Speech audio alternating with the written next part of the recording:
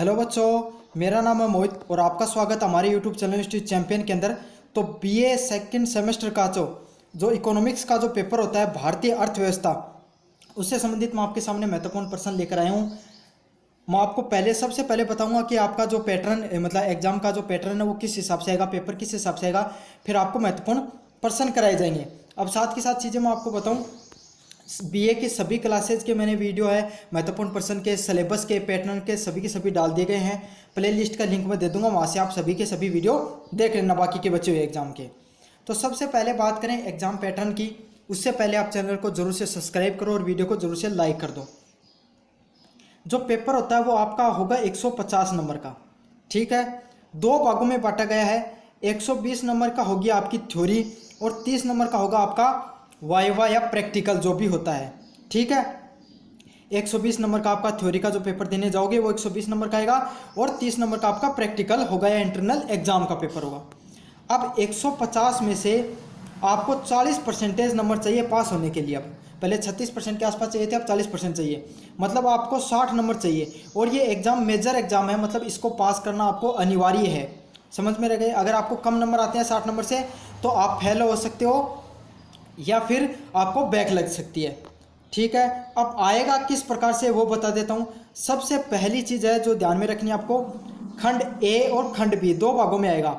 खंड ए में पहले आएंगे अति लघु उत्तरात्मक प्रश्न, मतलब वेरी शॉर्ट क्वेश्चन, ठीक है। वो दो नंबर के कितने क्वेश्चन आएंगे? 10 क्वेश्चन आएंगे, तो टोटल अंक हो गए 20। फिर आते हैं इसी के अंदर शॉर्ट टाइप क्वेश्चन, लघु उत्तरात्मक प्रश्न, जो 5 क्वेश्चन पूछे जाते हैं, 4 क्वेश्चन पूछे जाते हैं 5-5 नंबर के। तो इस प्रकार ये भी कितने क्वेश्चन हो गए? 20 अंक के हो गए। तो पार्ट ए है वो आपका कुल 40 अंकों का आता है, जिसमें 20 आते हैं, जिसमें 20 अंक के अति लघु उत्तरात्मक 10 प्रश्न अनिवार्य रूप से आते हैं और करने होते हैं, और 20 नंबर के आते हैं आपके जो लघु उत्तरात्मक प्रश्न। 4 क्वेश्चन पूछे जाते हैं 5-5 नंबर के, वो भी आपको अनिवार्य रूप से करने होते हैं। उसमें अथवा में प्रश्न नहीं आता, बस डायरेक्ट 4 क्वेश्चन उसमें से आपको करने होंगे, ठीक है। अब बात करते हैं खंड बी की। तो आपकी 4 यूनिट होती हैं, आजकल 4 यूनिट कर दी, पहले 3 यूनिट हुआ करती थी। हर यूनिट से अथवा में 2 क्वेश्चन आएंगे और हर प्रश्न 20 अंक का होगा। तो इस प्रकार से कुल आपका जो पेपर है वो कितने अंक का हो गया? 80 अंक का हो गया है, ठीक है। तो ये तो था आपका जो पैटर्न किस प्रकार से। अब मैं बात करूंगा आपका एग्जाम में किस प्रकार से प्रश्न आएंगे। तो पहला है, एक विकासशील देश के रूप में भारतीय अर्थव्यवस्था की प्रमुख विशेषताओं पर वर्णन कीजिए। तो एक विकासशील देश के रूप में भारतीय अर्थव्यवस्था की प्रमुख क्या क्या विशेषताएं हैं, आपको इस पर टिप्पणी करनी है, वर्णन करना है। अब बात करें 2 नंबर क्वेश्चन की तरफ, भारत की जनसंख्या की प्रमुख विशेषता बताते हुए भारतीय जनसंख्या नीति की आलोचना कीजिए। तो भारतीय जनसंख्या नीति आपको पता है भारत की जनसंख्या कितनी बढ़ी हुई है, पूरी दुनिया में पहले नंबर पर आ चुके हैं। तो उसके वजह से क्या क्या नुकसान हुए हैं आपको इस पर टिप्पणी करनी है, वो भी आलोचनात्मक। आप बात करें 2 नंबर क्वेश्चन की तरफ, भारतीय अर्थव्यवस्था में हरित क्रांति के योगदान एवं महत्व की पर बात कीजिए और चुनौतियों पर भी बात कीजिए। तो भारतीय कृषि में किस प्रकार की चुनौतियां देखने को मिलती हैं और हरित क्रांति का भारतीय कृषि को बढ़ावे में क्या योगदान रहा, और अब वर्तमान समय में क्या क्या कृषि में चुनौतियां हैं, आपको इस पर बात करनी है, टिप्पणी करनी है। अब बढ़ते हैं 2 नंबर क्वेश्चन की तरफ, भारतीय आर्थिक विकास में प्राकृतिक संसाधनों का महत्व। तो भारतीय जो आर्थिक विकास है उसमें प्राकृतिक संसाधनों का क्या क्या महत्व है, आपको यह बताना है। अब बढ़ते हैं 3 नंबर क्वेश्चन की तरफ, भारत में विदेश पूंजी निवेश विदेश व्यापार की भूमिका का आलोचनात्मक टिप्पणी करते हुए भारत में विदेश पूंजी निवेश की वर्तमान पर टिप्पणी कीजिए। तो विदेश पूंजी पर आपको क्या करनी है? टिप्पणी करनी है। अब बढ़ते हैं 2 नंबर क्वेश्चन की तरफ, भारतीय औद्योगिक में वित्तीय संस्थान तथा सामाजिक सुरक्षा कार्यक्रमों की भूमिकाओं का उल्लेख कीजिए। तो भारतीय औद्योगिक वित्तीय संस्थानों में सामाजिक सुरक्षा की भूमिकाओं पर क्या करना, आपको उल्लेख करना है। अब बढ़ते हैं 4 नंबर क्वेश्चन की तरफ, भारत में औद्योगिकरण व औद्योगिक वित्त से जुड़े प्रावधानों व समस्याओं को बताते हुए भारत की नई औद्योगिकरण नीति द आर्थिक नीति का संक्षेप में व्याख्या कीजिए। तो भारत में औद्योगिकरण नीति पर आपको क्या करनी है? टिप्पणी करनी है।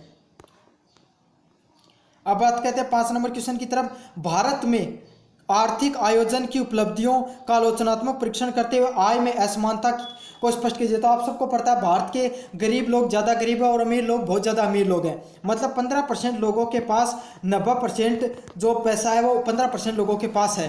तो ये है, ये जो गरीबी की जो आर्थिक असमानता है, इस पर आपको क्या करनी है, टिप्पणी करनी है। अब बात करें 6 नंबर क्वेश्चन की तरफ। ग्रामीण विकास के लिए सरकार द्वारा लागू किए गए कार्यक्रमों, नियमों व नीतियों का वर्णन कीजिए। तो ग्रामीण विकास के लिए भारत सरकार के द्वारा क्या क्या नियमों को लागू किया गया है, इन पर आपको टिप्पणी करनी है। अब बात करें लास्ट नंबर क्वेश्चन की तरफ, टिप्पणी करनी है इनमें से भारतीय अर्थव्यवस्था में राजस्थान की अर्थव्यवस्था का योगदान, भारतीय अर्थव्यवस्था में बहुराष्ट्रीय निगमों का योगदान, वो भारत में गरीबी व के कारण व उपाय। तो भारत में गरीबी के क्या कारण रहे हैं और उनके क्या क्या उपाय, इन पर बात करनी है। पहला क्वेश्चन है विदेशी व्यापार की नवीनतम प्रकृतियाँ। छोटे वाले क्वेश्चन है, 20 क्वेश्चन दूंगा, उनमें से आप कर लेना। भारतीय व्यापार की नवीन प्रवृत्तियाँ, संस्थागत एवं कृषिगत साख, आर्थिक विकास की प्रमुख बाधा, भारतीय कृषि के पिछड़ेपन के कारण औद्योगिक वित्त से जुड़े हुए प्रावधान की समस्याएं, प्राकृतिक संस्थान क्या है, कृषि की 4 समस्याएं, भारत में मूल्य वृद्धि के नियमित करने के 4 सुझाव नियमित करने के लिए, आर्थिक नियोजन, विदेश व्यापार,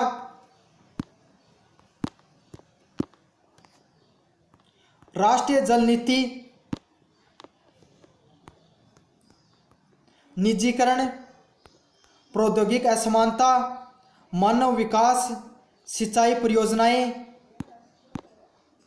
लघु उद्योग की समस्याएं, कृषि साख, नाबार्ड जो संस्था होती है वो है, विनिवेश जाति व पंचवर्षीय योजना क्या है, गरीबी व बेरोजगारी व श्रमिकों की समस्या, और लास्ट एंड फाइनल क्वेश्चन है साक्षरता दर। तो ये सभी शॉर्ट वाले क्वेश्चन है, मैंने लॉन्ग व शॉर्ट दोनों टाइप के क्वेश्चन बता दिए हैं, आप इनको अच्छे से करके चले जाना। धन्यवाद।